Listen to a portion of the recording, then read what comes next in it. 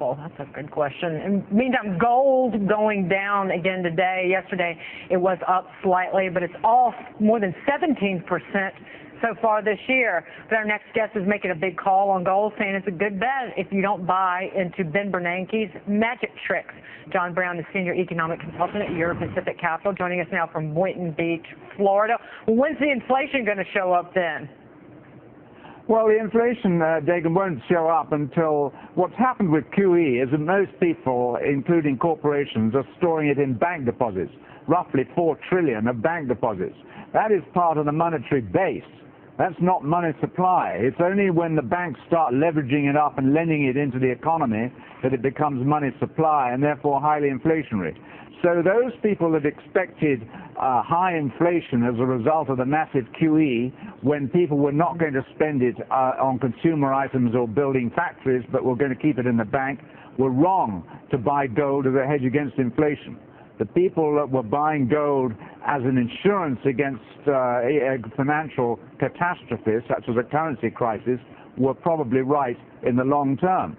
And of course, speculators got attracted into it. When the price rose 6.5, 7.5 times in 11 years, speculators came in. Now, the interesting thing about the speculators is they're traders, and they bought the paper gold. In other words, GLD, SLV for silver, and the ETFs.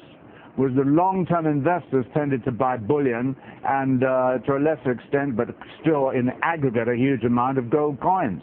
And the interesting thing is now that the speculators are moving from the gold market into the stock market, fed by QE, that they're shedding the paper gold, the GLD and the ETFs, and so that's driving that price down. Meanwhile, you try to buy a gold coin, and you'll find you're paying jolly nearly $1,500 an ounce for the gold coin.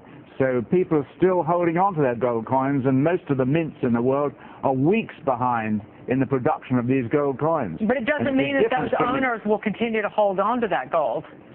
And it doesn't mean that it can't lose. It is losing money. It's still losing value, is it not?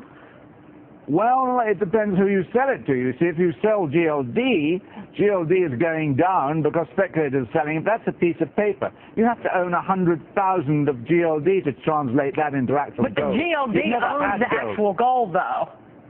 Well, it owns gold, yes. It owns physical gold, so that then thereby that gold is worth less.